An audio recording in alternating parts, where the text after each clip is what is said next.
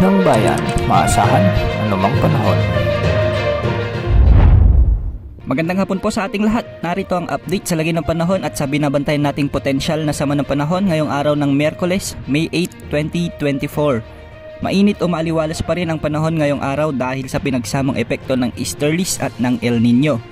Ngunit bagyang bumaba ang mga lugar na nasa danger level ngayong araw. Ayon nga sa Pag-asa, posibleng pumalo ang pinakamataas na heat index ngayong araw sa 45 degrees Celsius sa may Virac, Catanduanes, Rojas City, Capiz at Giwan Eastern Samar.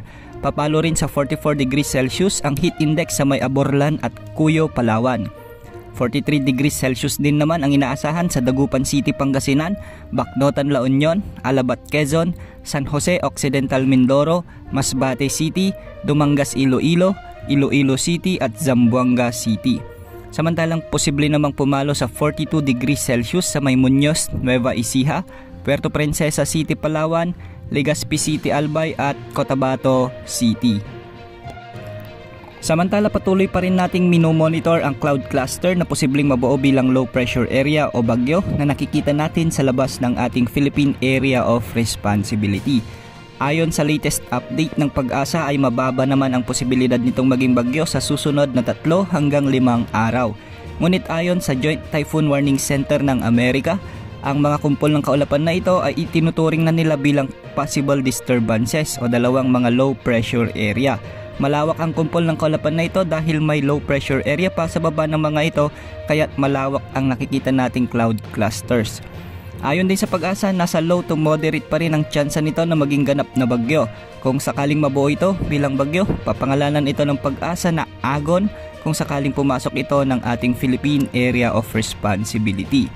Para sa ating latest update sa nasabing potential na disturbance, ayon sa ECMWF model, isa sa mga weather models na ginagamit natin, posibleng hindi na ito lalakas bilang malakas na bagyo, taliwas sa ipinakita nito ng nakarang araw na posibleng tumama sa Eastern Visayas o Bicol region.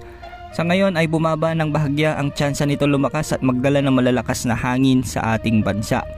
Kung ating titignan ay patuloy lang itong lalapit sa Mindanao bilang low pressure area o di kaya naman ay isang tropical depression. Hindi man ito mabubuong bagyo o kung tropical depression man lang ito, ayon sa ipinapakita ngayon ng ECMWF model, posible pa rin itong magdulot ng malawakang pag-ulan sa katimugang bahagi ng ating bansa, lalo na sa Mindanao sa susunod na linggo. Ayon naman sa GFS model, consistent pa rin ang ipinapakita nito na ito ay magiging malakas na bagyo. Low pressure area pa rin ito habang nasa labas pa ng Philippine Area of Responsibility, ngunit posibleng lumakas na ito bilang bagyo sa weekend habang nasa boundary na ito ng PAR. Pagsapit ng Lunes sa susunod na linggo ay nasa silangan na ito ng Mindanao. Mas lalapit pa ito sa Martes at pagsapit ng Miyerkules ay posibleng nasa ilang kilometro na lamang ito sa silangan ng Eastern Visayas.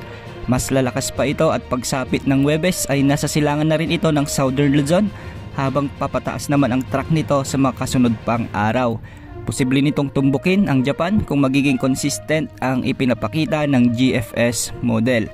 Sa ngayon ay hindi pa natin masabi ang tiyak nitong magiging lakas o direksyon, kaya patuloy natin itong minomonitor. Patuloy tayong maghanda dahil palaging nagbabago ang ating panahon. Laging umantabay sa ating updates ukol sa potensyal na sama ng panahon na ito.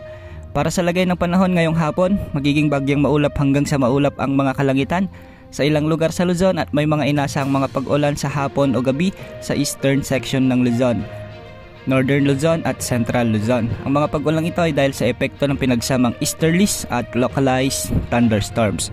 Magiging maulap din ang mga kalangitan sa Bicol region at posible rin ang mga kalat-kalat na thunderstorms sa Metro Manila. Sa Visayas at Mindanao naman ay maaliwalas din ang kalangitan at maging handa sa mainit na panahon sa ilang lugar. Ngayong hapon o gabi naman ay may mga posibilidad ng thunderstorms activity sa bahagi ng Samar, Leyte, Masbate, Biliran, Negros at Bohol. Posible rin ang mga pag-ulan sa may Agusan provinces, Soc-Sargen at Davao region.